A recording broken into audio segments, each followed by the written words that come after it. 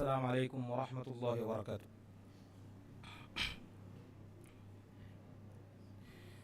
أعوذ بالله من الشيطان الرجيم. بسم الله الرحمن الرحيم. واذكر في الكتاب إبراهيم إنه كان صديقا نبيا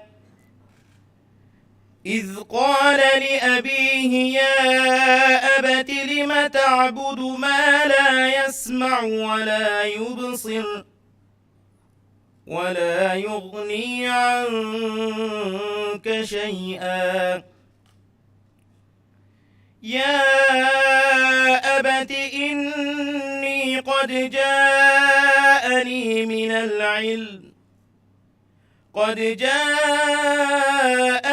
من العلم ما لم يأتك فاتبعني أهدك صراطا سويا يا أبت لا تعبد الشيطان إن الشيطان كان للرحمن عصيا يا أبت إني أخاف أن يمسك عذاب من الرحمن إني أخاف أن يمسك عذاب من الرحمن فتكون للشيطان وليا قال أراغب أنت عن آلهتي يا إبراهيم لئن لم تنته لأرجمنك واهجرني مليا قال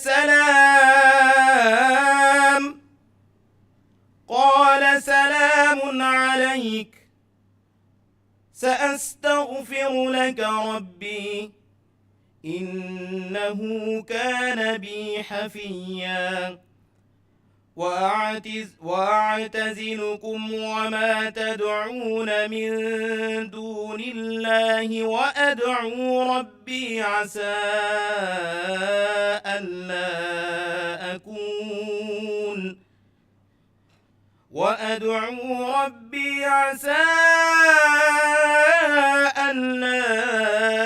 أكون بدعاء ربي شقيا صدق الله العظيم.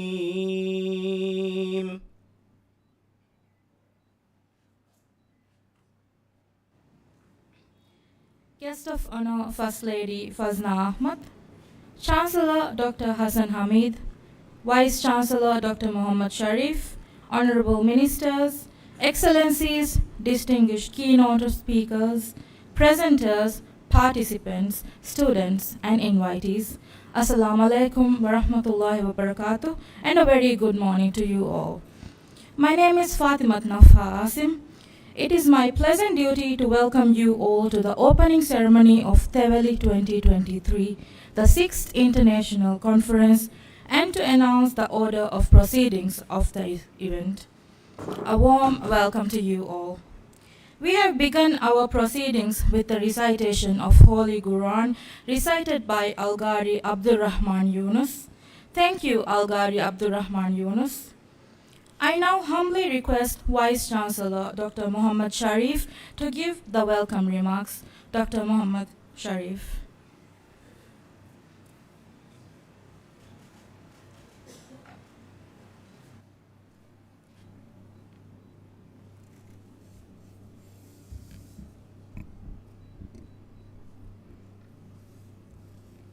Bismillahirrahmanirrahim. The Honorable Chief Guest, First Lady of the Maldives, Her Excellency Fazna Ahmad, Honorable Ministers, Excellencies, the Chancellor of the Maldives National University, the distinguished invitees, distinguished delegates, staff, and students. Assalamu alaikum and a very good morning. A very warm welcome to the Theveli Conference 2023. It is with immense pleasure and a sense of great anticipation that I extend my heartfelt greetings to each and every one of you gathered here this morning, marking the opening ceremony of Theveli Conference 2023. Your presence serves as a testament to the significance of this conference and the shared belief in power of research, innovation, and knowledge dissemination. I extend a special and a warm welcome to Her Excellency Fazna Ahmad, the First Lady of the Maldives, who has graciously accepted our invitation to inaugurate this year's Theveli Conference. I take this moment to express my gratitude, Madam Fazna, for your unwavering commitment to elevating the standard of education in the Maldives. Your presence at this conference serves as a vivid testament to your sincere dedication in nurturing a culture of research and honing research skills, especially in the context of shaping policies in our nation. Thank you, Madam, for your impactful contribution.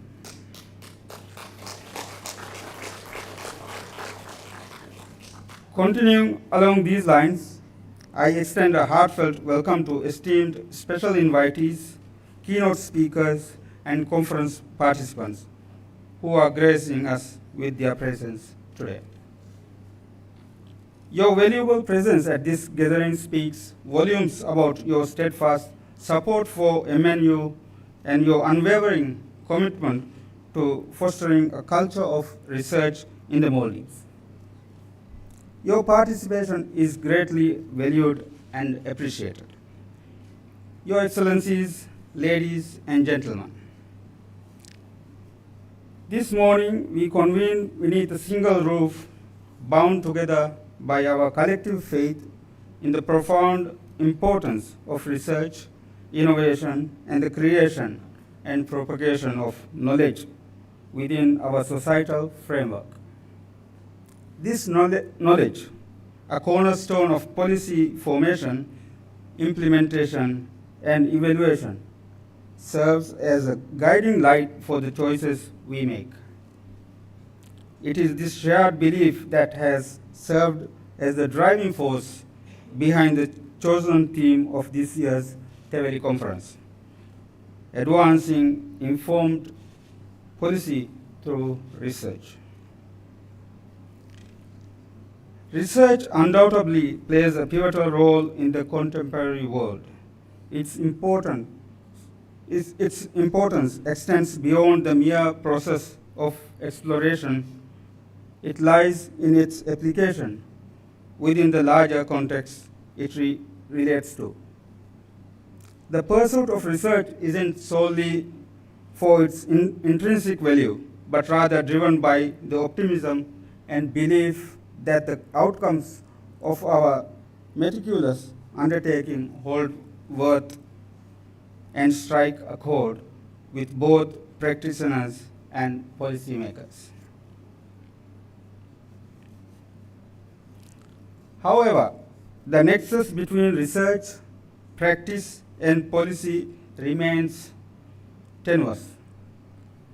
Research can strengthen policy decisions by providing evidence for informed strategies, a practice known as evidence-based decision-making.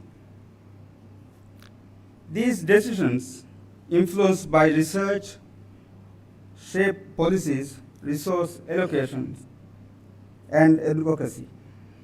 However, despite its impact, the link between research and policy often appears weak and disjointed.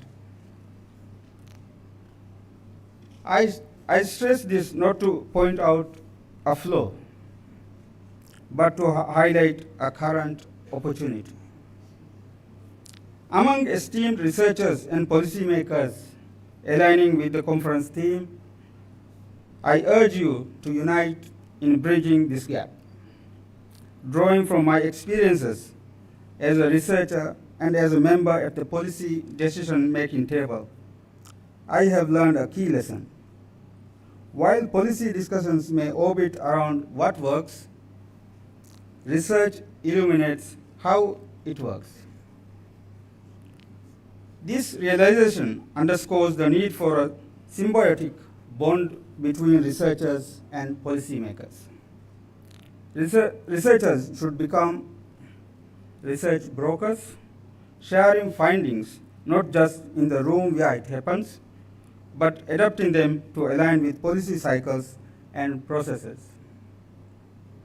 On the other hand, policymakers should champion the research advocate role, actively seeking, valuing, and employing research-based evidence to steer their initiatives. As we convene at this conference, I urge researchers to engage not only with the fellow academics, but also with policymakers. Share your insights and expertise through diverse channels, from policy briefs to elevator pitches, and yes, even TikTok.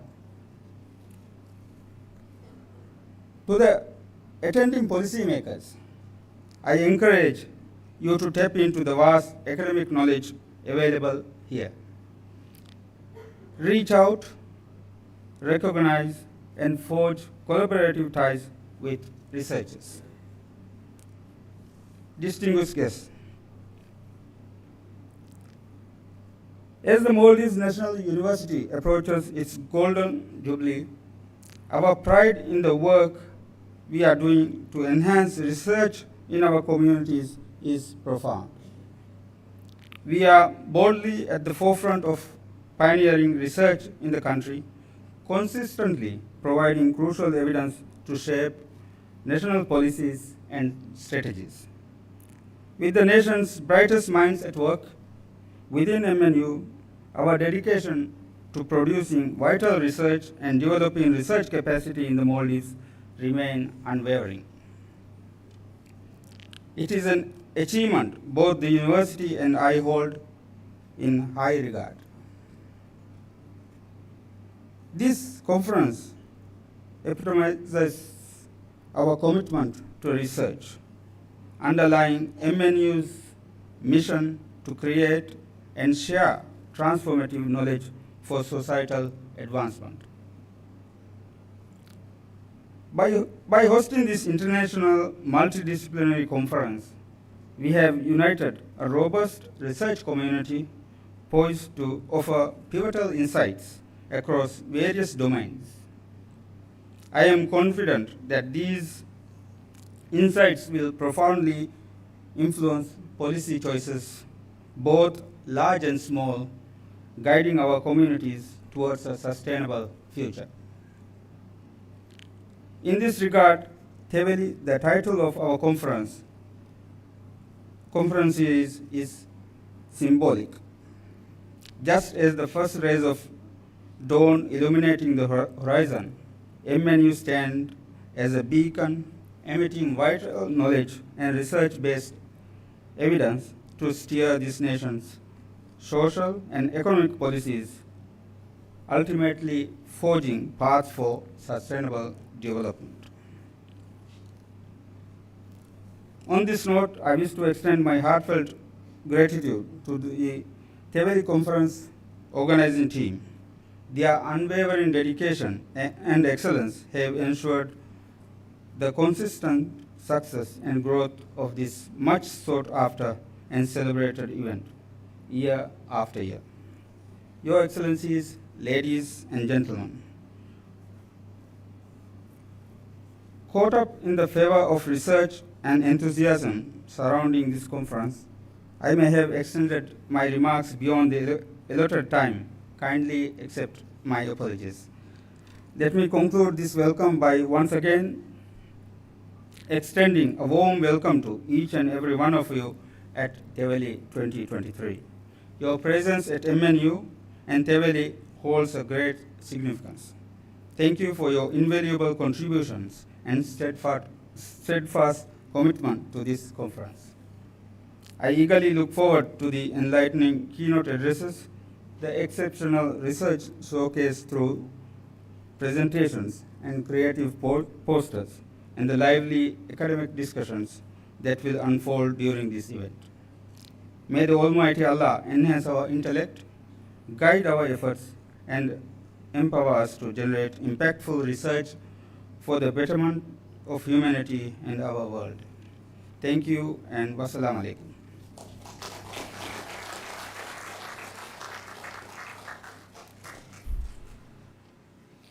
Thank you, Vice Chancellor, for your inspiring remarks.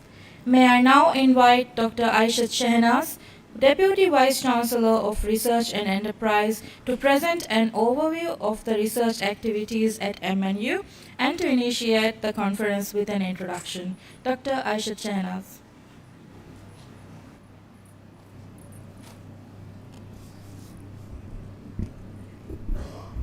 Bismillahirrahmanirrahim.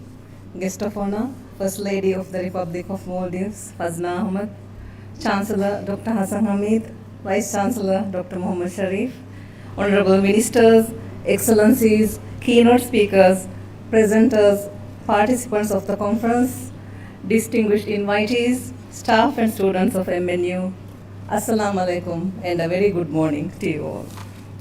It is indeed a great pleasure for me to say a few words at the opening ceremony of the 6th MNU International Theveli Conference.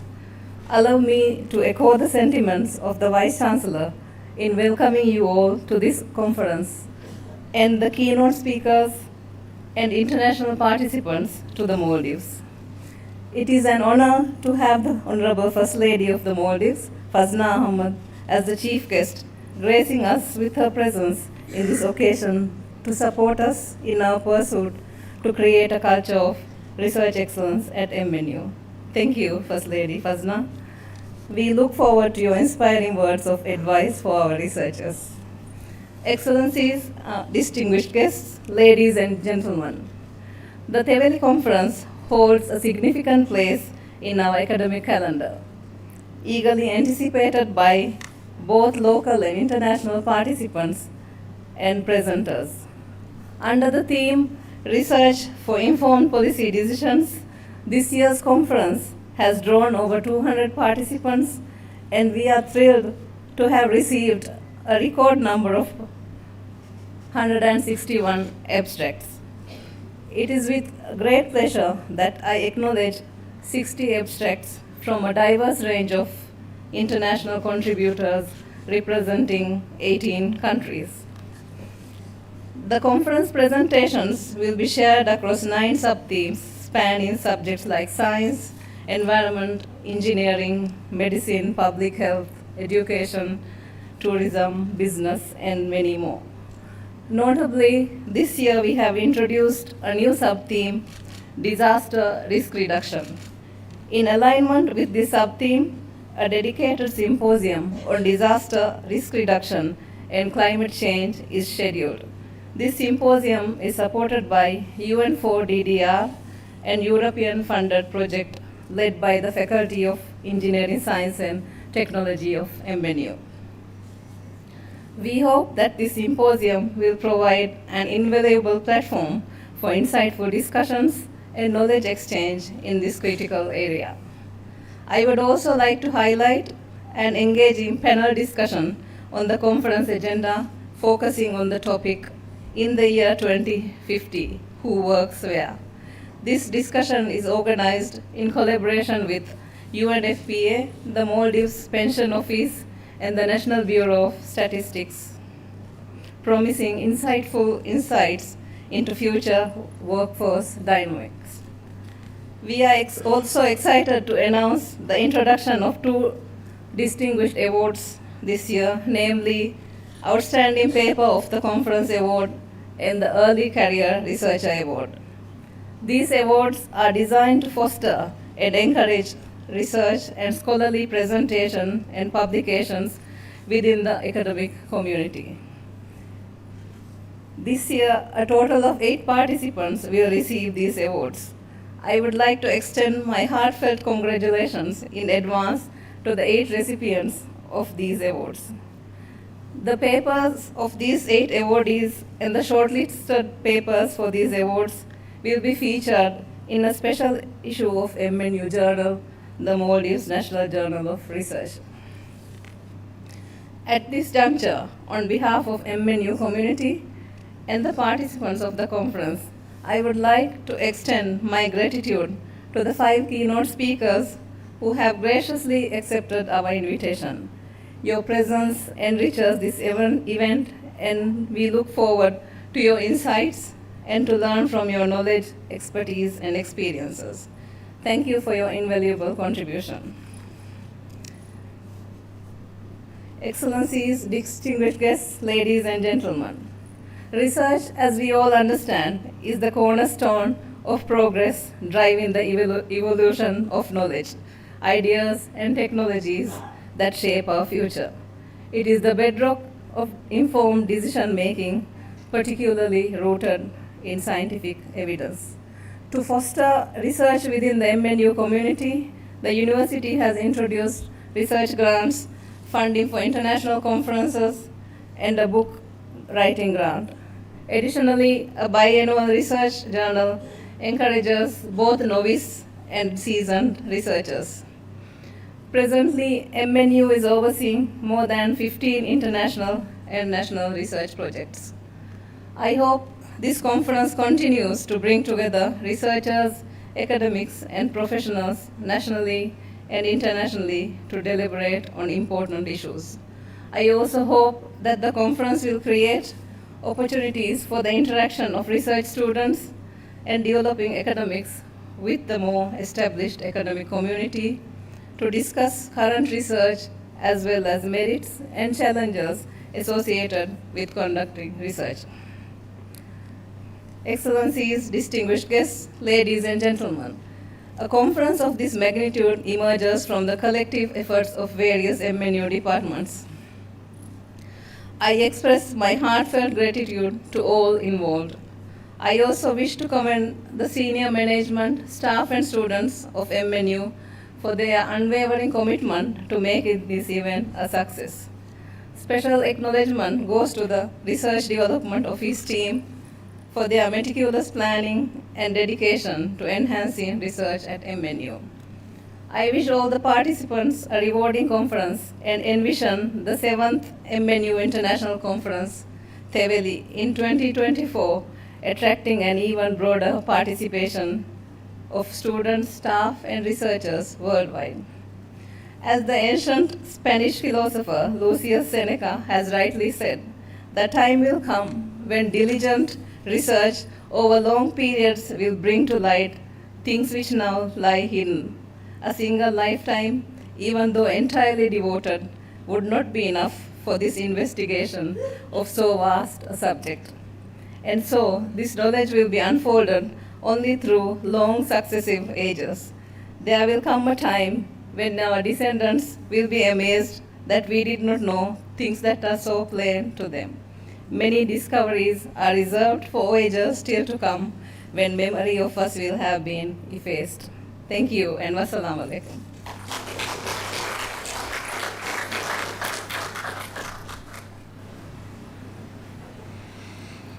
Thank you, Dr. Aisha Chehnaz Adam, for the overview. I now respectfully invite guest of honor, First Lady Fazna Ahmad, to present the Theveli 2023 Early Career Researchers Awards and Outstanding Papers of the Conference Awards, and to address the distinguished invitees of Theveli 2023. First Lady Fazna Ahmad.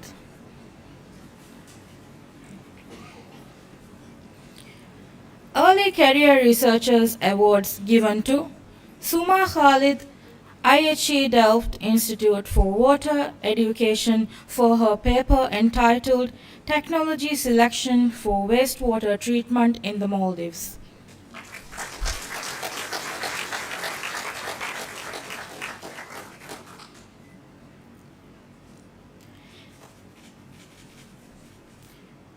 Ibrahim Miflal Fayaz, IHE Delft Institute for Water and Education, for his paper entitled Improving Water Distribution Networks Models with Data Assimilation, Unleashing the Power of Real-Time Improvements. I would like to invite Suma Khalid to receive the award on behalf of Ibrahim Miflal Fayaz.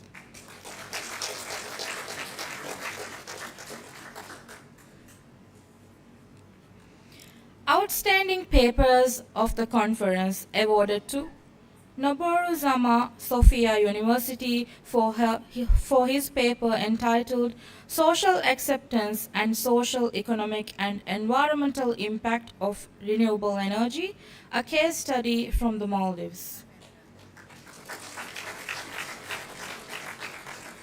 Aminat Zahir, the Maldives National University, for her paper entitled Divehi Tukudin Divehi Baha Birat Tehibum, Maslahat Weringe Nazarum.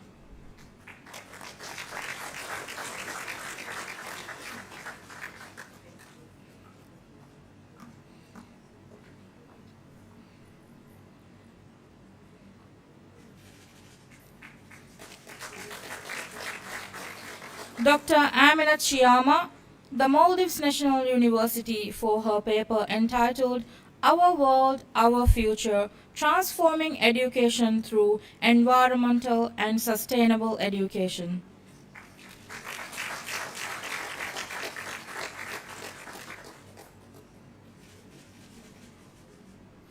Noura Khalil, University of Malaya, for her paper entitled Temporal Changes of Indoor, a Residential Space and Outdoor PM 2.5 in Malé, Maldives.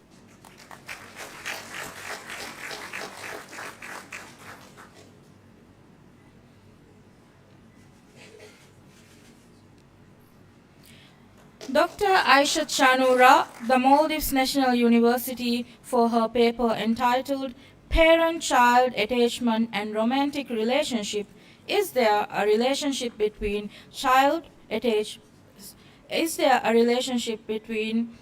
parent-child attachment and young adults' romantic relationships? Thank you and congratulations to all winners.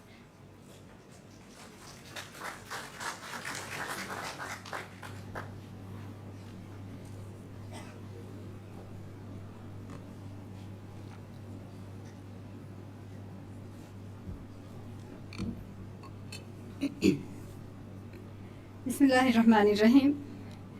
Chancellor of Maldives National University, Dr. Hassan Hamid, Vice Chancellor of Maldives National University, Dr. Mohammad Sharif, Honorable Ministers, Excellencies, keynote speakers, conference participants, ladies and gentlemen, Assalamu alaikum and a very good morning to you all. I am delighted to be here today again. Firstly, I would like to acknowledge the work of Maldives National University to strengthen its research portfolio as research carried out about our national context and the data gathered is vital to effective policy making.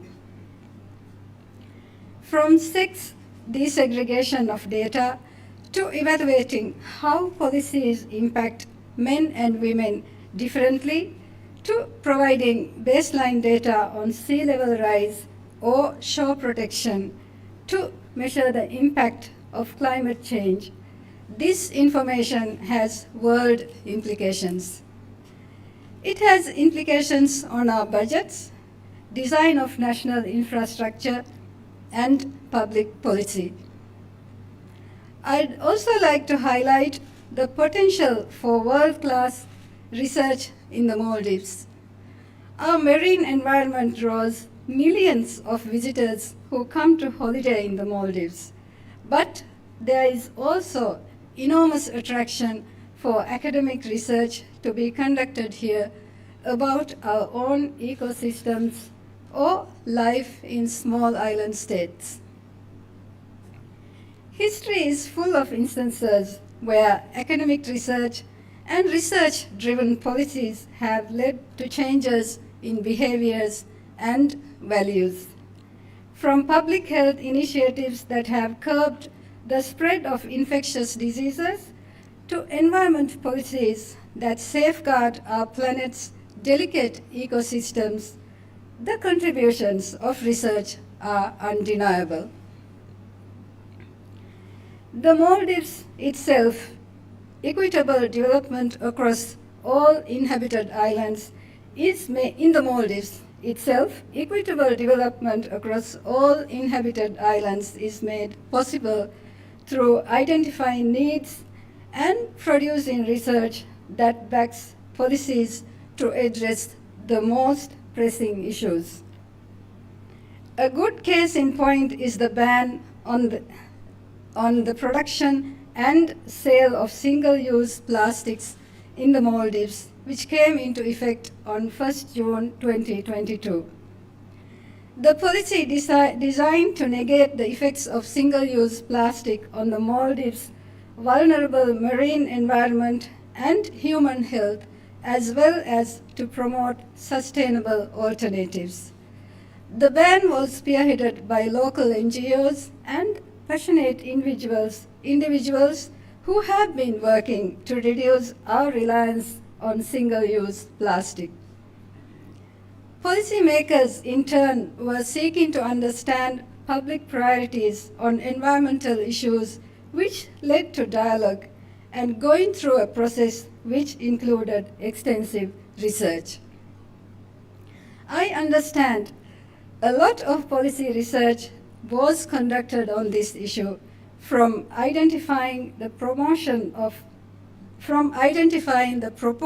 of single-use plastic waste, the quantities we import, the habits of individuals and households, to understanding the economic impacts and analyzing best practice models and fine-tuning a cost-effective policy model for the Maldives. As Shehe has already mentioned, research is the cornerstone of making informed policy decisions. It provides a systematic and evidence-based approach to understanding complicated problems and evaluating the best potential solutions. This urges us to embrace fresh perspectives, to think beyond the conventional, and to unearth innovative solutions that resonate with the overwhelming world we navigate. For instance, we need to increase research in the areas we lack solutions for, such as the link between lifestyles and NCDs, such as cancers and mental health issues. Effective policy making requires a healthy relationship between academics, technical experts, and policymakers. Decades of research have shown the importance of guaranteeing access to clean piped water or time and support for new parents following the birth of a child. This research translates into effective policy such as 6 months paid maternity and 1 month paid paternity leave and building water and sanitation systems. This relationship was also demonstrated during the COVID-19 pandemic. The Maldives chose to consult with public health professionals and other stakeholders daily for months to chart out a clear route, relying on mix of scientific and financial data and the community's well-being. Key here was communication of research and the ability to incorporate it into decision making. Fostering a culture that promotes usage of statistics is vital. The ratification of the Maldives Statistics Act in 2021 elevated the statistics industry in our nation. The Act established the Maldives Bureau of Statistics, which is tasked with collecting relevant data regarding the Maldives' economy, ecology, and social aspects. The Act further allows data to be utilized responsibly and efficiently, which paved the way for policies that are not just effective, but transformative. Ladies and gentlemen, as you all are aware, we are at the brink of our presidential election. There may be people who say they are not interested in politics or even in voting. I would argue otherwise. This is the perfect opportunity to do the research and make informed decisions. Seek out and compare different candidates' policies and how they will impact your lives. I'd like to conclude by wishing you well for the rest of the conference. I hope you seek out knowledge when you need to and include diverse viewpoints. It is a strength to consult people, to look at notes, to challenge, and to try and understand what we don't know. I thank you.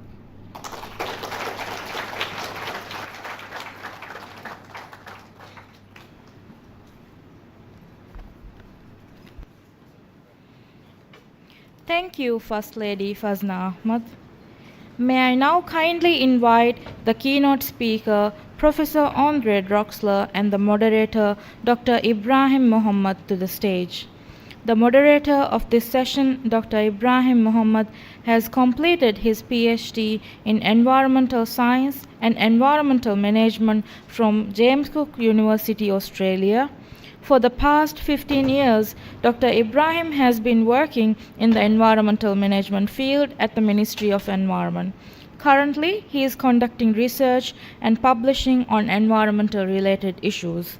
I would now like to pass on to the moderator to introduce the keynote speaker of this session.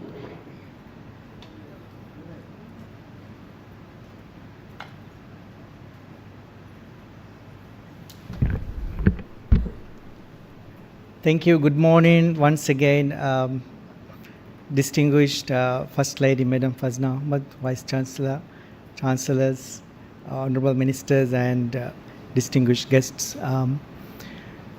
So in the next hour, Professor Andre Droxler is going to take us on a geological journey through the past, present, and the future of the Maldives. Professor Andre Droxler is a distinguished oceanographer and also a geologist, marine geologist. He's currently the Emeritus Professor of Rice University, Houston, Texas, and also he has worked in the Maldives for many years. His first expedition was in the 80s. He has studied the corings done in the Maldives, done by the Shell company for the search for oil and gas in the Maldives.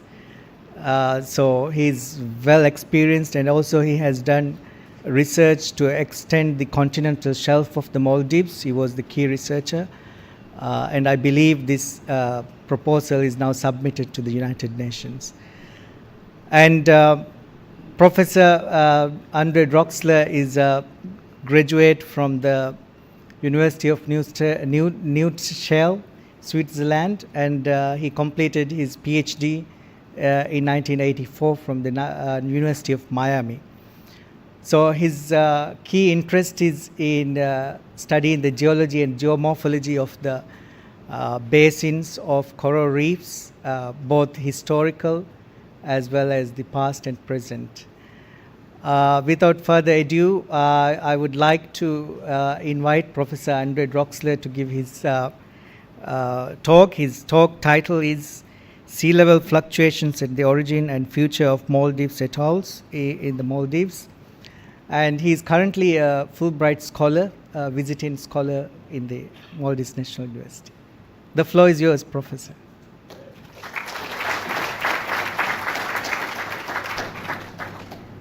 Thank you very much, Ibrahim. I'm going to set up my... Okay. All right. Well, while the computer is going to be set up, I am very honored to be here and blessed. I wanted to be thankful to have the distinguished guest and to have attending my lecture, First Lady and lifetime educator, Miss Fazna Ahmed. I'm also very honored to have here the Chancellor, the Vice Chancellor, the Minister of Education, and so many honorable guests. It's a special event for me, to be here. I want to thank very much, the State Department who awarded me a scholarship, a Fulbright scholarship, and with this, I will be able to come. I mean, I am here now. I'm here, for 4 months to come to give the knowledge I've received in the past 40 years, and since the mid-'80s in the Maldives. So it has been really a great honor to be here and to be the speaker, today.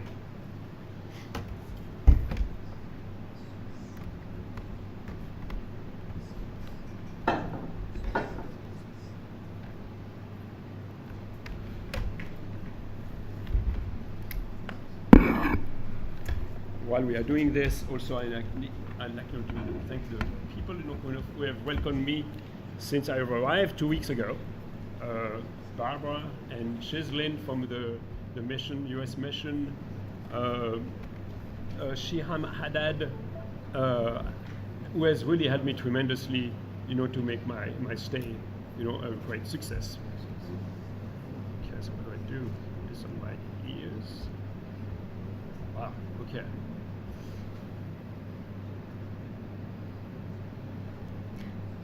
Good, that good? This you can put somewhere. Does it work? Okay. Oh, that's even better now. I'm not linked to the podium. I always kind of like this, but I will also kind of need to see my slides. So, okay. I think now everything is set up. Assalamu alaikum. And here. So I wanted to thank very much Shehnaz. Shehnaz, who organized all this amazing conference, but also she was, for me, the liaison in the past almost year since I started my application to become a Fulbright scholar. So thank you very much. I also want to speak to thank Mohammed Sharif and the dean Adam Khalid Adam, who also kind of has helped me, tremendously. Can you lower the light, please? Because I don't think the slides are going to be as good. If you can. So I know this conference. The name of the conference is Sunrise and Sunset. So I'm starting, kind of my slide here with a beautiful sunrise on one of these fabulous atoll of the Maldives. So my talk is about sea level. There's no places on Earth beside, it's in the Maldives that sea level is such an amazing topic because we live in the Maldives so close to sea level. There's no other country on Earth living so close to sea level. So I'm going to bring you, kind of to a journey about how sea level has created the Maldives, and also to try to see how, in the future, sea level will modify our life and make it probably, quite challenging. My co-author of this paper is my good friend and colleague Stéphane Jory from Ifremer in France. So, okay, I cannot really I usually kind of use this, as an introduction, but most of you would say that Atolu is the original word in Theveli, and this was kind of coined by Charles Darwin in his paper in 1842. And so, what is it? Well, it's a ring-shaped island or a reef that surrounds a lagoon. And here you see, one of my favorites, one is Goidu, and where we live, North Mali Atoll. So atolls are different shapes and different size.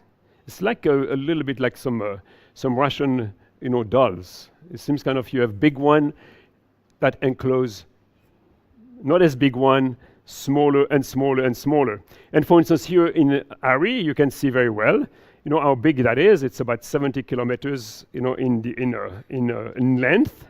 But just close by on the northeast side, you see another one which is also quite beautiful and highly studied by one of my colleagues from Germany, Eberhard Geschler. So this is Goidu. So Goidu is in the order of about 10 kilometers or less in dimension. And if you go now on the rim of Ari, you see a smaller one, and I don't think this one has a name, but this one is so small that usually we refer to those not really to atoll, but to faroes. Okay, so I guess I don't want even to mention this because all of you would know because it's your own country, but it's an interesting country. It has, I have to go and read it because to be sure, and I don't think this is the right number because island comes and disappears. And so 1192 island, 187 are inhabited along this very long stretch of atolls. And in the central part of the atolls, you have this double chain of atolls. And so these faroes are organized together in larger atolls, as I mentioned, and there are 26 of them. It depends on what you mean by larger atolls. Here, I don't know if you can see this better. Yes, you can see them much better than on my computer here. So on the right-hand side, it's now, on the left, it's the map of the Maldives, which you have really to zoom in when you would go to Google Earth, because you don't find it. You have to zoom, and suddenly you see this beautiful country and all of these different towns and villages. And so, but on the right-hand side is now a map of the seafloor. So the blue is about 2,500 meters or 3,000 meters, and the dark brown is where the Maldives are. And it's not only what you see on the surface. As a matter of fact, what you see on the surface is peanuts, because this is really part of this very large carbonate platform. So 800 kilometers in length, 150 kilometers in width, and also 2 to 3 kilometers in thickness of reefal limestone. How many of you knew this? I remember when I came to assess the write-up of the proposal for the increase of the EEZ, people thought, the Maldives are this atoll that just grew on top of sinking volcanoes. Well, I'm going to try not to convince you that it's not the case today. It's much larger. Okay, so, and there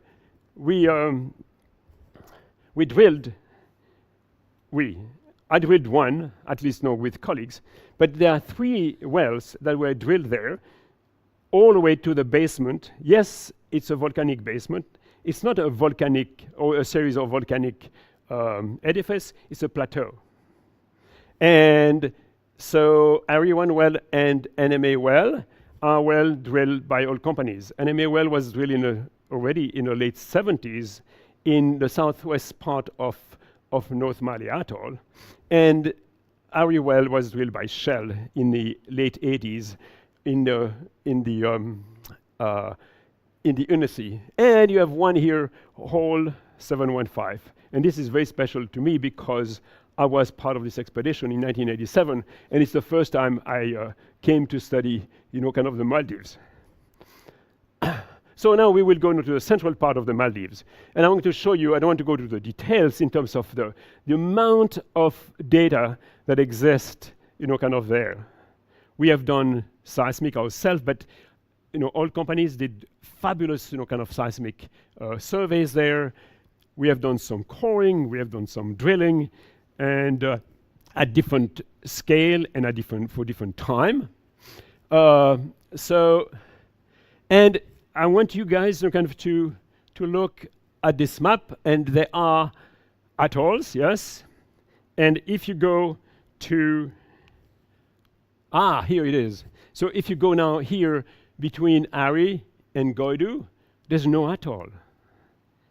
On the other hand, there you find these 3 large submerged flat top bank, and so the northern part of Ari, including Goidu and Todu, but also kind of there's a plateau at 250 meters, and even kind of in a substrate of Goidu, another of these flat top plateau.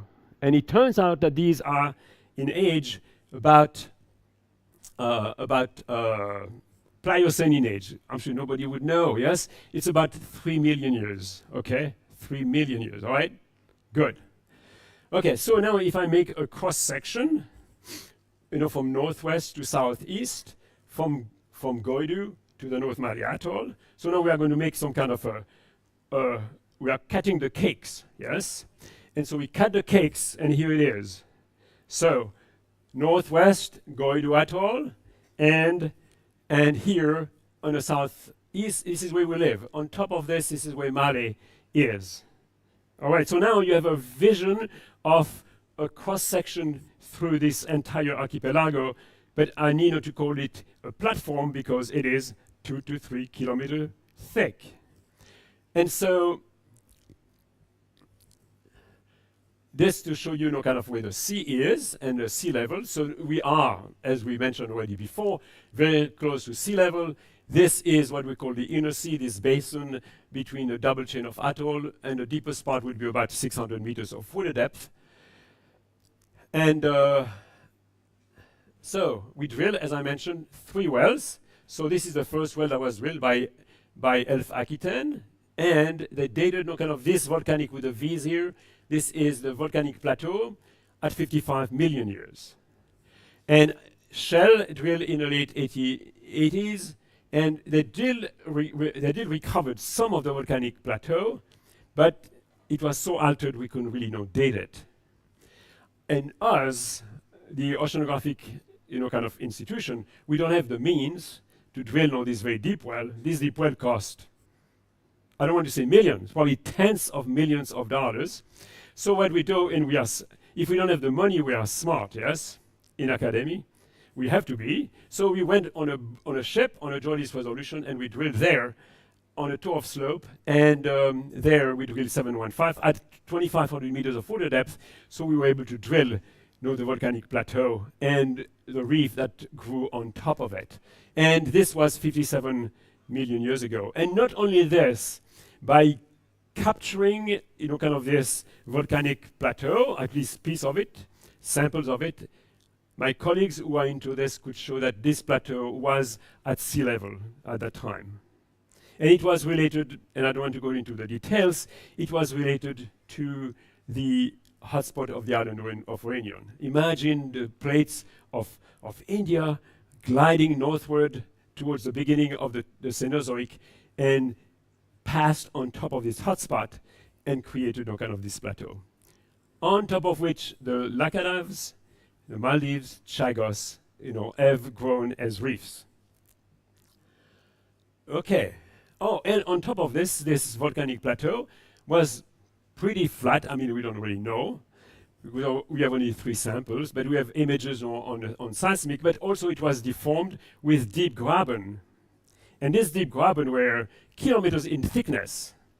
And this deep graben had organic matter. And that's the reason why oil companies came to think that this organic matter might have been transformed into oil and gas. And it did. But the major issues in the Maldives is the reservoirs. The reservoirs are there, but there's nothing, there's no formation that would, create an impermeable cover to capture, kind of this oil and gas.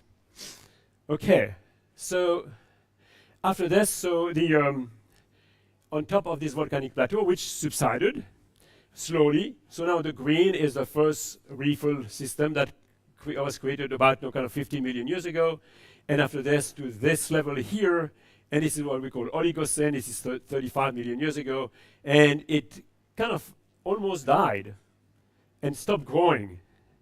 And it's mostly because at the time, now we know because we drilled it in 2015, and there we know that it was anoxic conditions that kind of killed this platform, and only kind of part of it on either side of the oceanic side that now kept growing. Okay, did I do something? I think I did. Oh, voilà. Okay, good. So I need to go. What happened? I wonder if I lose the connection with this.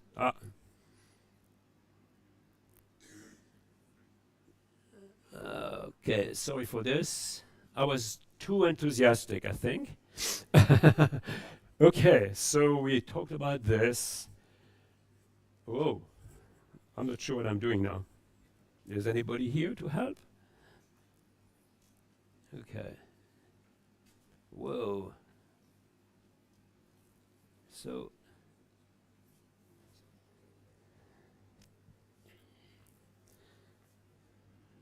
oh, good. Good? Oh, I'm good. Are you restart? Hello? Oh, well, I guess now we don't have any pictures. Anyway, I can always entertain you between kind of the time when we have pictures and no pictures, I guess.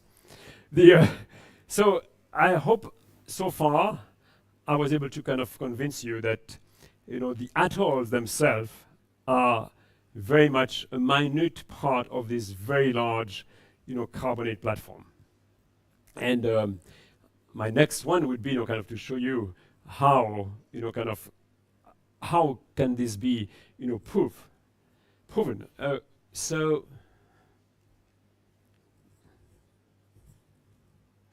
I'm not sure if anything is happening. Shahanas, do you think that something is happening? Okay.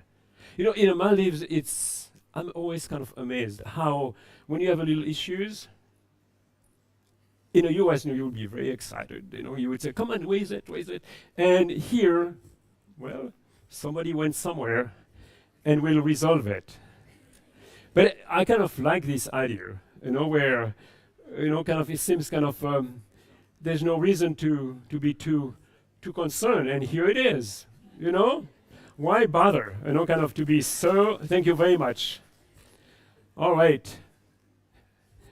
So it's beautiful, and I have never stayed for 4 months, so I'm really looking forward to be here for 4 months to really get into this lifestyle of the Maldives. Yeah.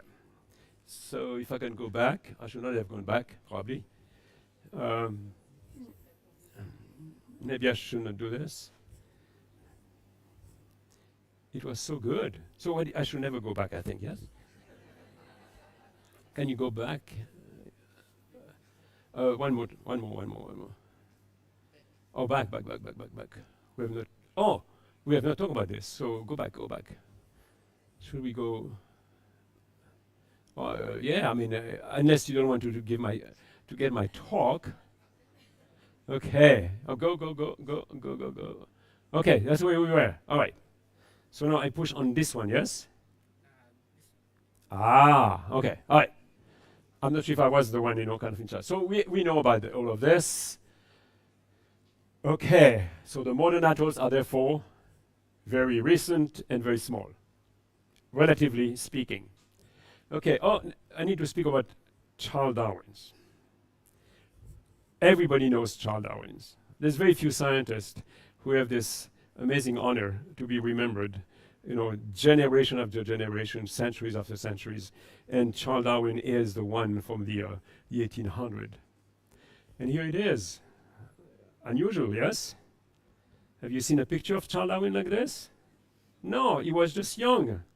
All of us age, through times. So Charles Darwin here, was only 22 years old when he ended up going on this 5-year expedition all around the world. And probably, if you know Charles Darwin, you know that he did some work in the Galapagos, but he worked on Cocos, in the Indian Ocean on an atoll. And so at that time, geologists or naturalists were kind of concerned, not concerned, but they were just kind of saying, how do we explain these atolls? So some scientists really recognize that they are built up by reefs, by corals, and these corals need the light. Not every corals, but most of the corals need the light. And they live in symbiosis with an algae, a zooxanthellid, so they need to stay in the light, and not only in the light, but in a very upper part of the ocean. And so where the light has not dissipated too much, okay? So they already have this idea, and after this they could see, oh, yes, they are building on top of volcanoes or mountains or something, but imagine at that time they had no idea about the depth of the ocean, beside maybe a few tens of meters, okay?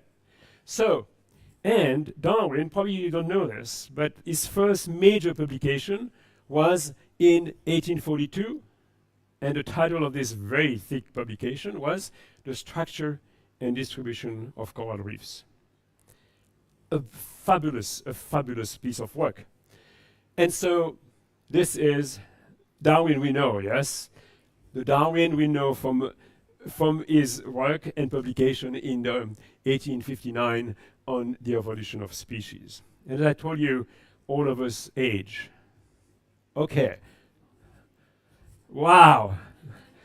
This is me in 1987 on a Geodis resolution. And I had a little balloon. It was our last call, and we had worked for 2 months. So the last call was just such excitement. So somebody had, kind of pointed out that I should show my Swiss origin. But anyway, so this is it. It's what happened with age. But in this almost 40 years, I've been in the Maldives and I've learned about the Maldives, and I'm so glad to be here to share what I've learned. Okay, so what's a reef? It's not an exam, so a reef, when you say, what's a reef? So you would say, oh, it's the Great Barrier Reef, or it's the Maldives, yes? But it is not really correct.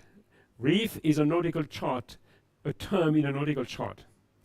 And a reef means a positive relief on a seafloor, shallow enough and hard enough to sink your boat.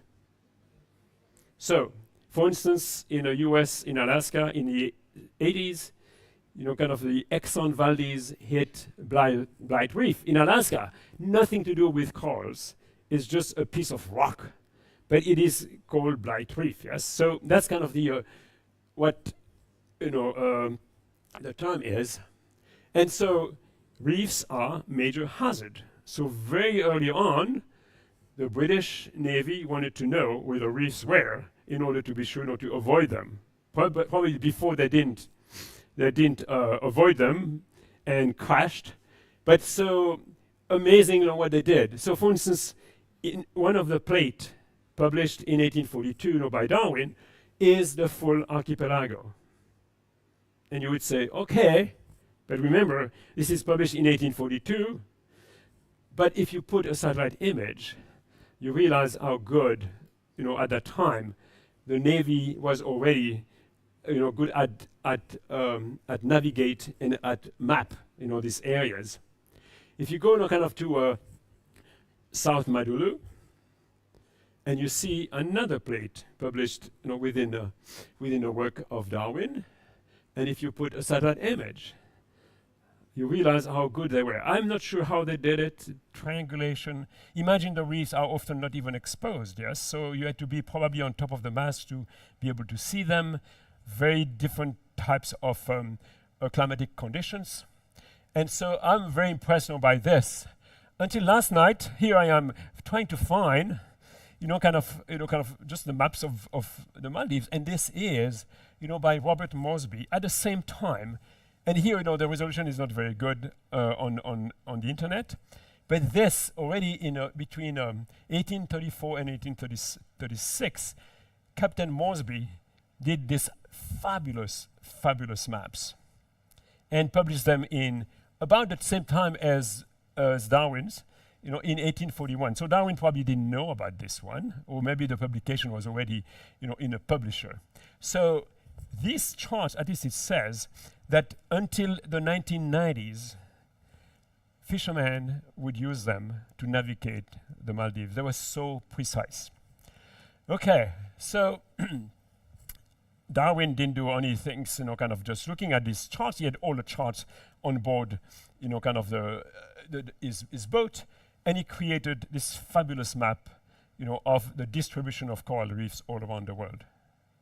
This is, kind of, today we do data, compilation. I mean, we have millions and millions of data sets. There he had all the charts that existed because all around the world, because he was going all around the world, on his expedition. But what he did, so if you now compare this with the, on yellow, the modern distribution of reefs that we know, you can see it's almost 1-to-1.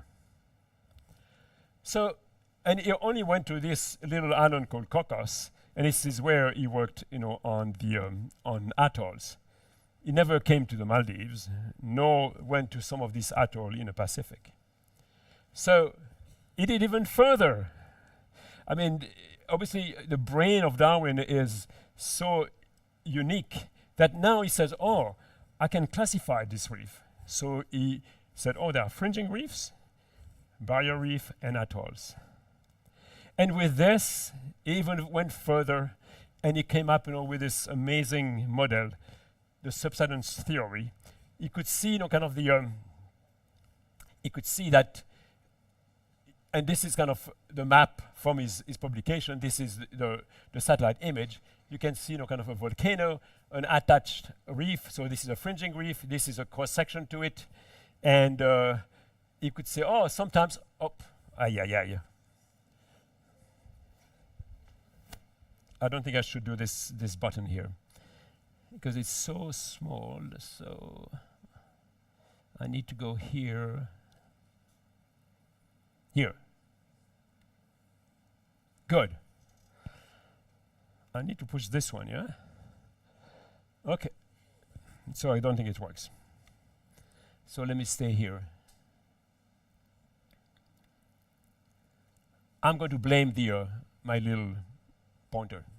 So, all right. So now, subsidence, yes. So the fringing reef becomes barrier, and the subsidence is such that now the entire volcanic edifice is covered by the reef. Yeah. So he had already kind of some ideas, or not only himself, but other people had ideas that, if continents are exposed, it's because you have a vertical uplift, and the ocean are very deep because there's a subsidence into it, yes? So this is called this subsidence theory, and everybody uses it. I use it myself in my early days. All my colleagues teach this at every university I know, with a few exceptions. Even yourself, I'm sure, when somebody says, so what's the origin of atoll? Well, it's, kind of under a sinking, above a sinking volcano. It's above a plateau, but there's 2 or 3 kilometers. So the location of the atolls, of the 26 atolls, has nothing to do with the volcanic basement. All right? Okay, so another theory came in, and before I say this, I should say that, Darwin had no idea that climate change existed in a recent past, major climate change. that, my God, we had glaciation on Earth. At that time, no idea, yes? And so it's only Agassiz, a former scientist from University of Neuchâtel in Switzerland, that published a paper on glaciation. And if you talk about glaciation, we talk about sea level change. And so with this concept of sea level change, in the early 1900s, a new model came in, kind of saying that if you start, within a flat top bank, and sea level is just on top of it, now you drop sea level. If you create on large ice sheets, sea level drops. You create now what we call karstification. You dissolve it. The rain is so acidic that you dissolve it. You not only dissolve it, kind of on a regular basis, but you dissolve more in the center of this plateau, and you dissolve less on the rim. So you create kind of this kind of dish-like morphology, and sea level now is coming up. I didn't want to do this. Here and now, kind of when sea level goes up, it kind of is going to be established on this karstic morphology and would grow on the raised rim and create the atolls. It's a bit more complicated because you have to think about sea level change, but it makes sense, especially when you know more about sea level. And in the past 10, 15 years, we have learned about sea level. Today, it's 0, it's our time, 3.6 million years there, yes? So you can see that, and what we call the Pliocene, it's kind of around 3 million years. There, you see sea level was higher than today, and very little sea level amplitude change, yes? On the other hand, so I need to push now here. So this is the time when we would have this flat platform. Even though you might have an atoll to start with, there will be so much production on a reef that you would infill the lagoon because sea level would remain constant for a long period of time. Major happened here at 2.6 million years. It's the onset of the northern hemisphere glaciation. So we had already at that time, we had ice sheet in Antarctica since about 34 million years ago, but 2.6 million years is the time when major ice sheets started to grow in the northern hemisphere. And so in doing so, sea level goes down. So now you expose these flat top banks, and for now 2 million years, these flat top banks are mostly exposed, and only a few exceptions where sea level would be about now kind of like we have today. I put on these two circles there, and after there's one event here at about 450,000 years, about 500,000 years ago. It's when now, and I'm going to take my deal now out, you can see suddenly, from about kind of 500,000 years, sea level is going crazy. It can go very deep, meaning, kind of now, like for instance, 20,000 years ago, sea level was 120, 130 meters below.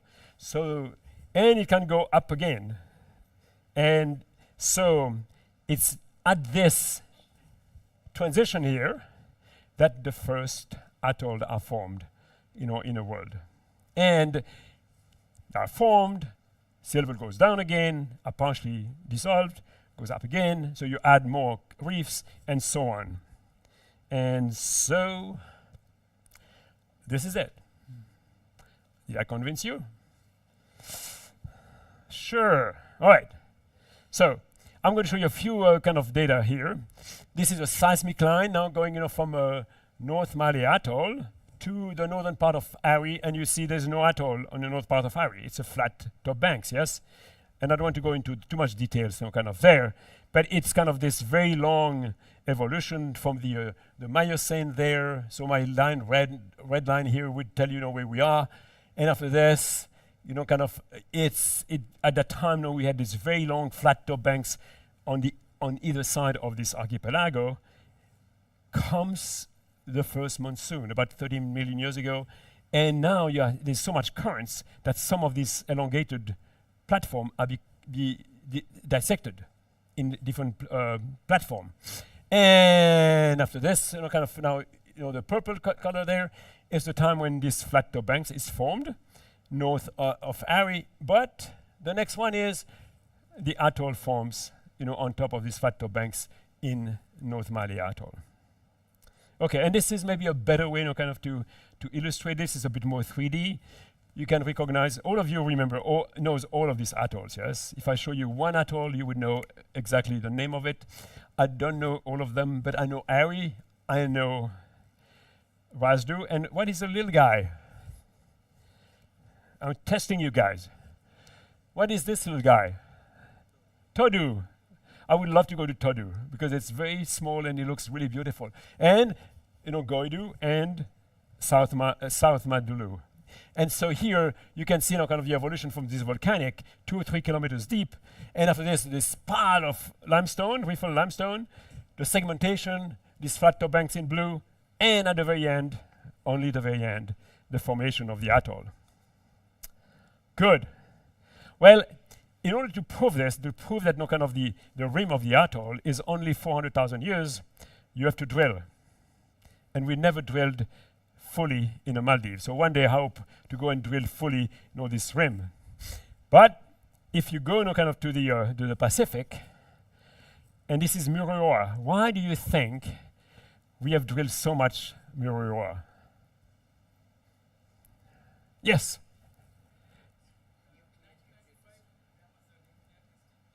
So yes, it's kind of sad to say, but during wars or during major event like, for instance, testing nuclear, the French, us American as well, went to the Pacific to do the testing. It's far away from anyone. And so, we end up drilling.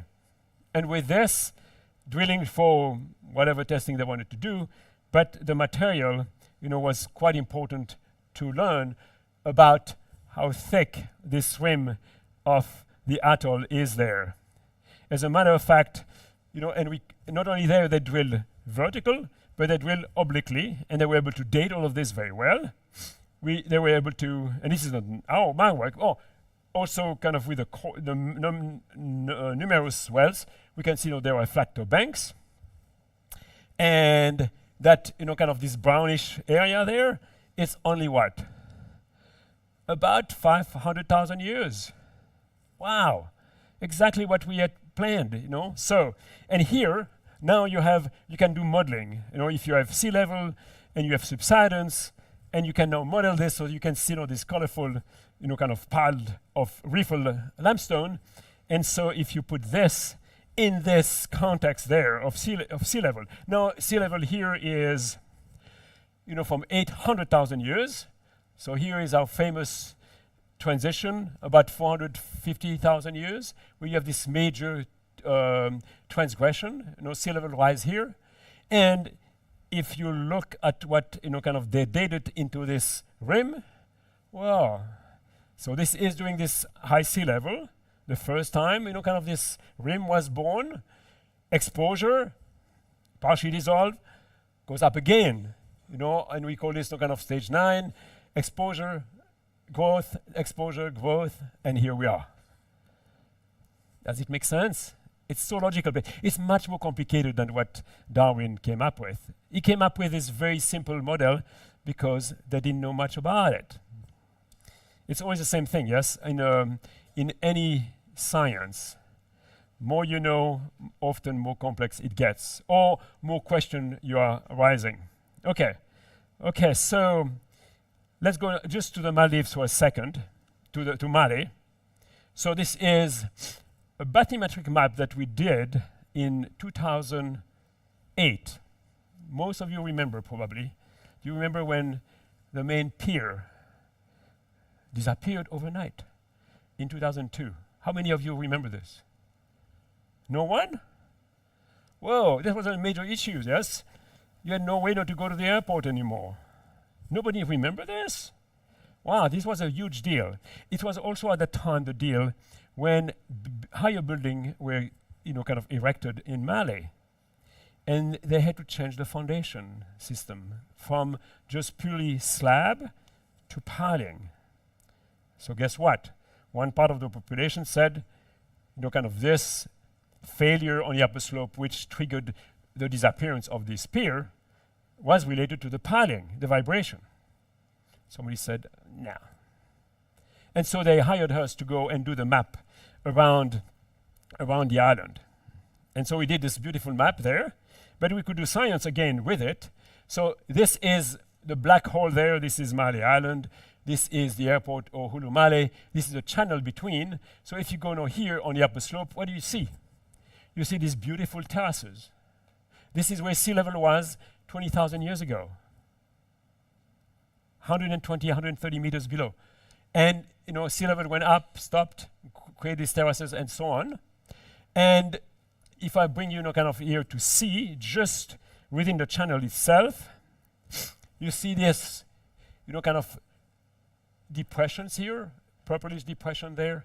These are karst. These are proof of dissolution, that this had to be exposed, at some point. As a matter of fact, I even have this in 3D. Same thing, but I give you a better sense.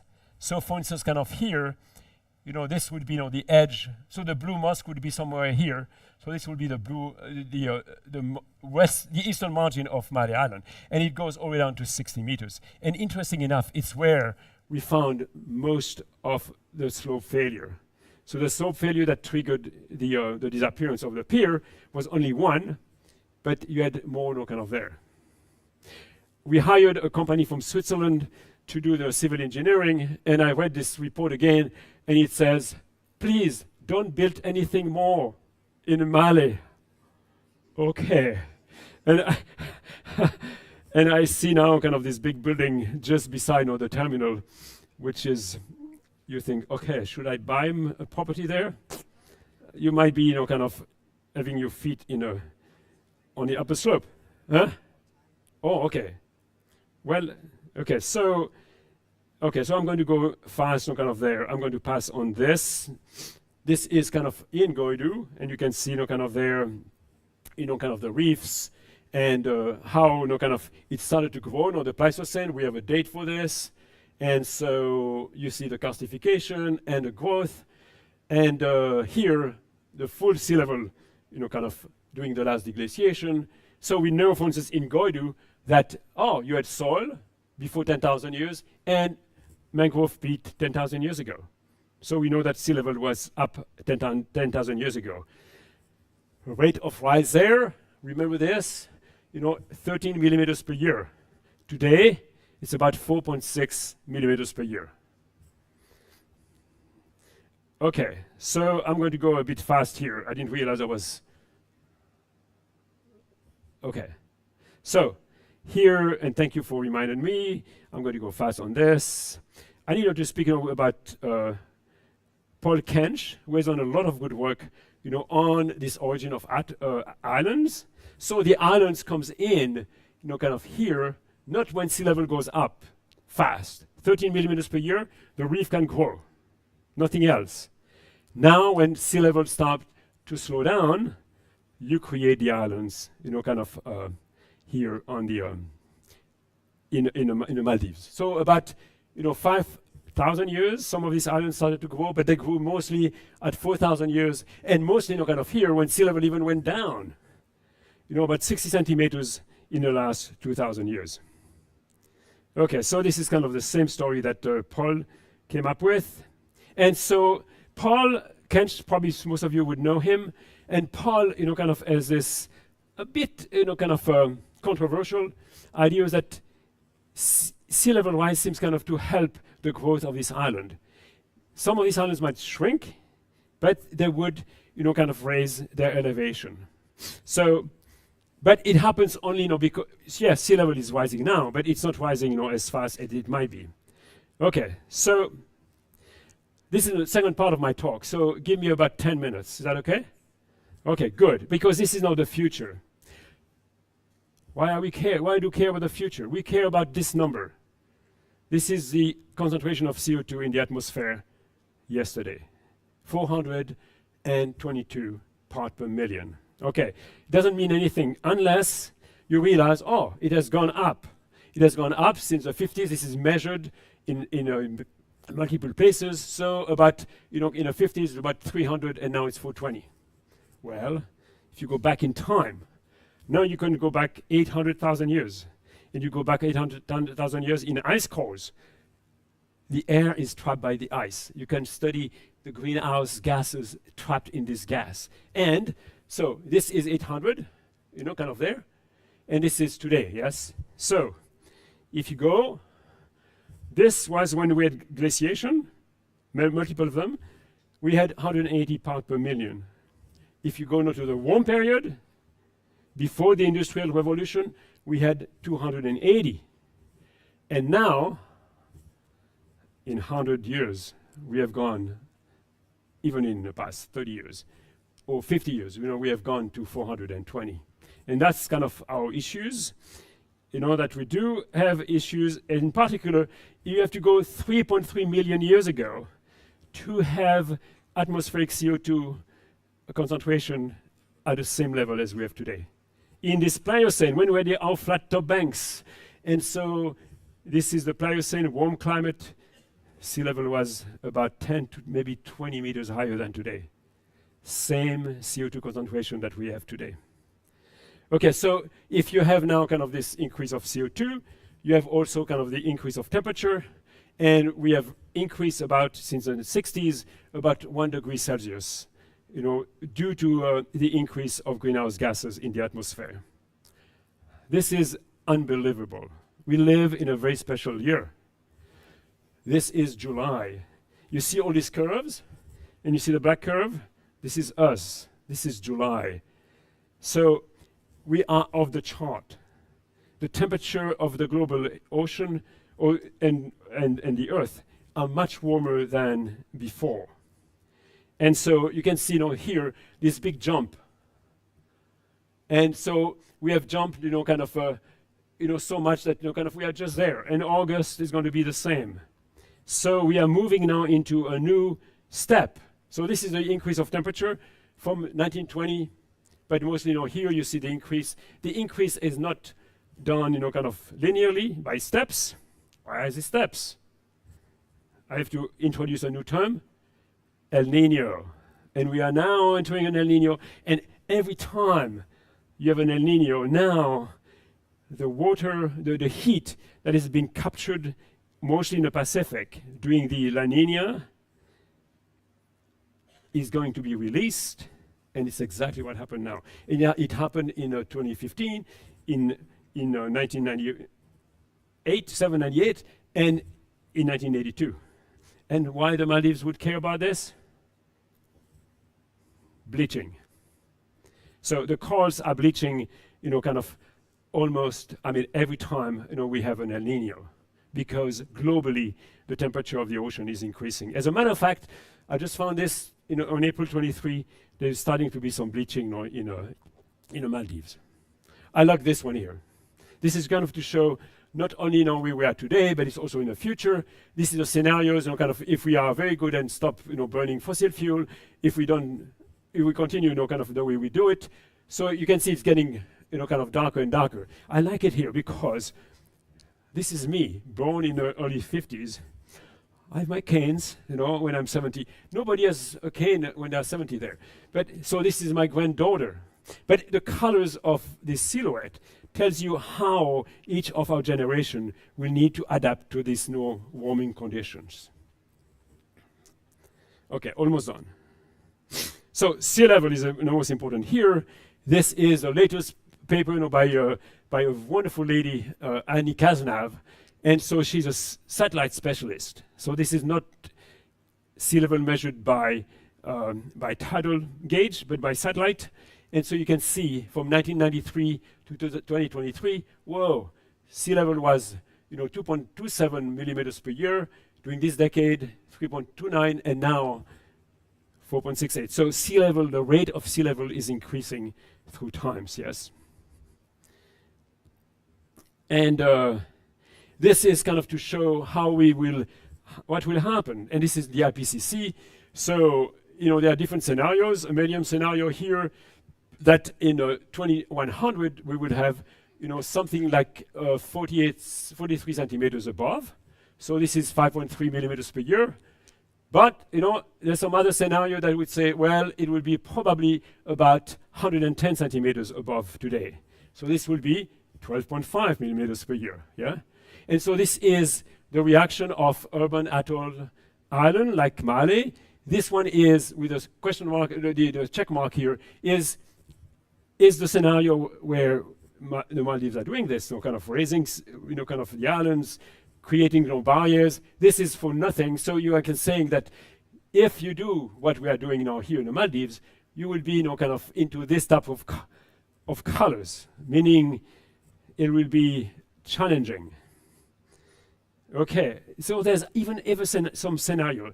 These glaciologists working in Antarctica and in Greenland says, well, you think this 1 meter in 2100 is correct? They say, well, we don't take into account collapse of ice sheets. It could be 2 meters. This is extreme maybe, but it has happened in the past. And that's kind of the excitement of being a geologist. You can go in the past, and it's what I did here. So this is our rate of sea level rise. This is a sea level curve, since last glacial maximum. And so this is the rate, of sea level rise in millimeters per year, as I just mentioned before. So, kind of this red curve is, the 5.3 millimeters. And after this, the 12. And this will be, kind of the 22 and the 30, if you have the extreme cases. And this is, similar, to this situation here, 14.5 thousand years ago, sea level was rising for 500 years, meters per century. So, here we are, okay? And this is kind of one of my last slide. Here, what you have, another issues for the corals is when you increase CO2 in the atmosphere, the red curve, you increase CO2 in the ocean, and you change the pH. The pH decrease, and this, kind of create an issues for any organism that create calcium carbonate and like corals, and so they don't calcify as much. Okay, so in summary, sea level, sea level, sea level. Fluctuation of sea level has completely, created this beautiful archipelago of the Maldives. And remember, the archipelago today is only the tiny, tiny bits of this huge platform, kind of that started to grow 55 to 57 million years ago. And sea level fluctuation kind of changed all of this. And with the data I was able to show a bit fast, probably I was trying not to show too much, and now kind of the current and the future shows also that if you compare with what sea level did in the past, for instance, 20,000 years, kind of we are going to scenarios, hopefully not, that are similar to the scenario where sea level was going up, meters per century. IPCC is very conservative, and kind of they mentioned kind of this 1 meter or 80 centimeters in 2100, and we just wish this is going to be happening. But, and my last one. Oh, and here. Shukriya. Thank you very much.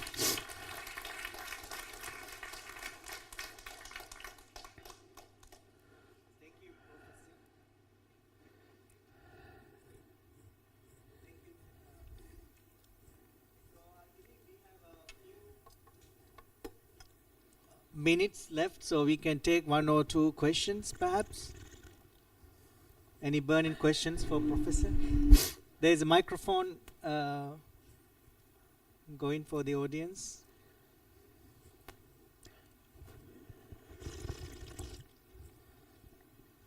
Why it was so clear? Do you have a question? Yes, I have a question. So the continental shelf and the whole platform of the Maldives. Yes. How is it extending? Like you mentioned from Laccadives to Chagos. Yeah. So are we on one platform? And what is the origin of the platform? Okay, so the platform you call, it's a bit kind of confusing to call it platform because I call it the carbonate platform. The carbonate platform is established on a volcanic plateau.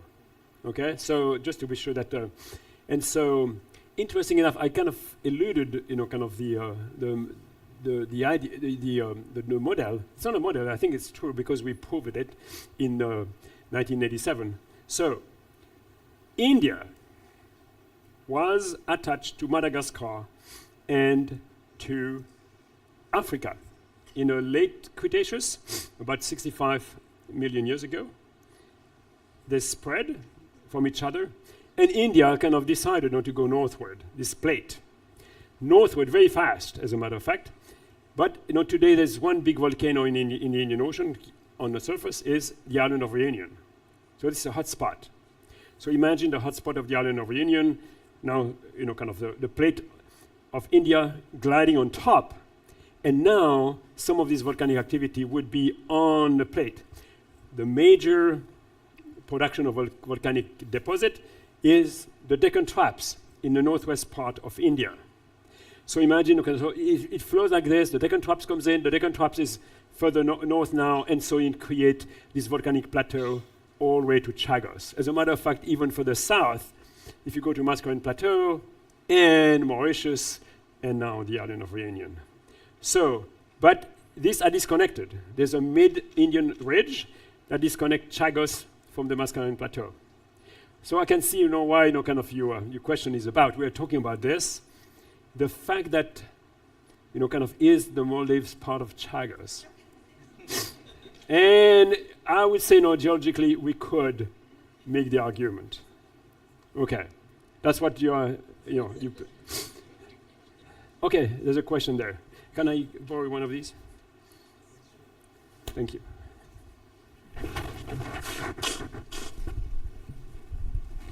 Thank you very much, Dr. Andrew, for your very historical and evolutionary presentation of Maldive Islands in terms of geology.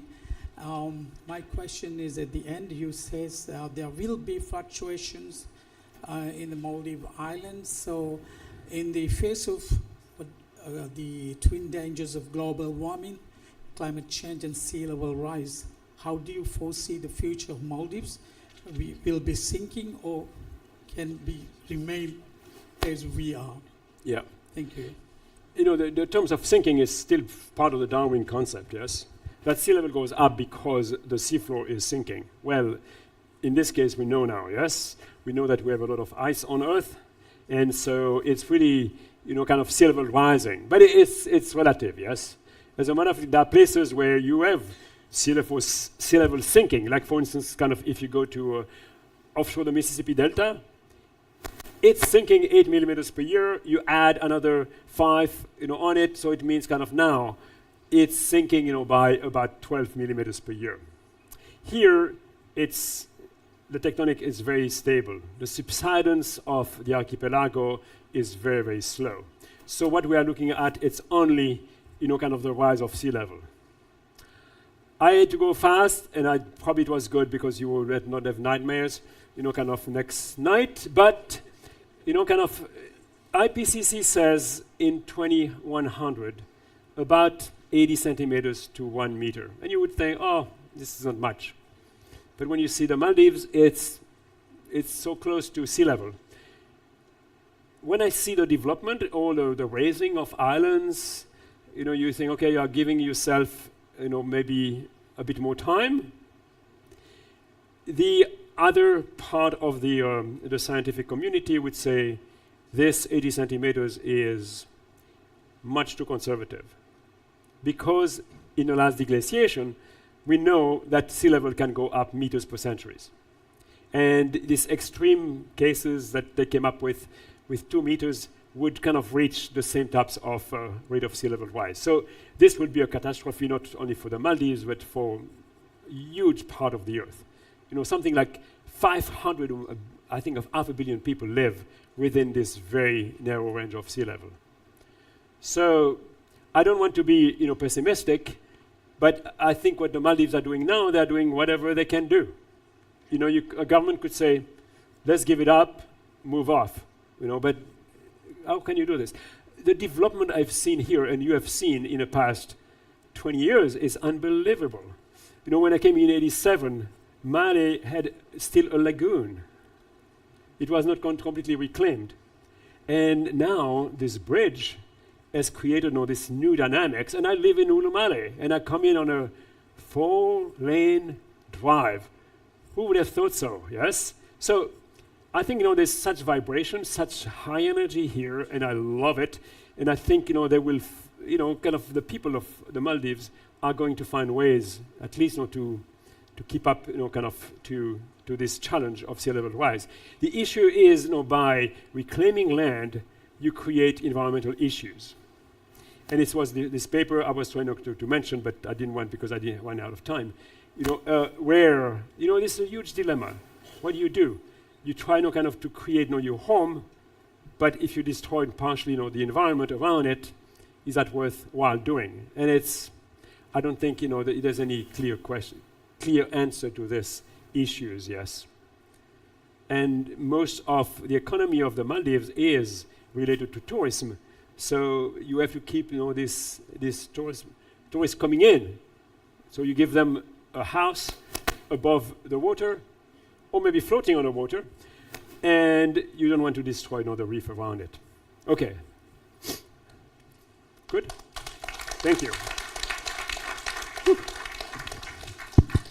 Thank you, Professor Andre Roxler. That was a very insightful journey we took.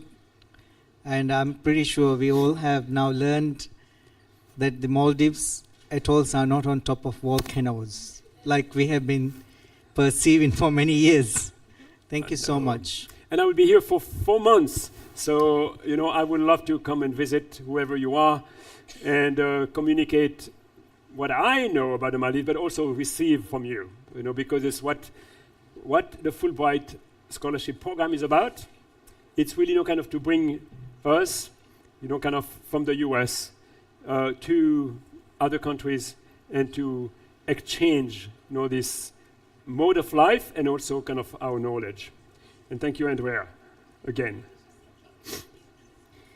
The keynote session has now reached its conclusion. I would like to invite Higher Education Minister Dr. Ibrahim Hassan to present a token of appreciation to the keynote speaker. Minister Dr. Ibrahim Hassan.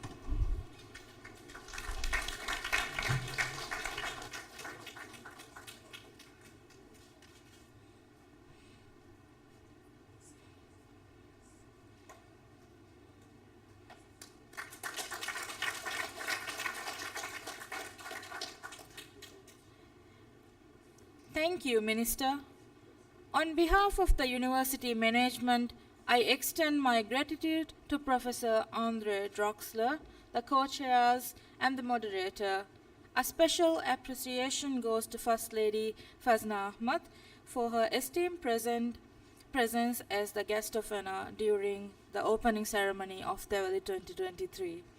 Refreshment is served outside within the premises.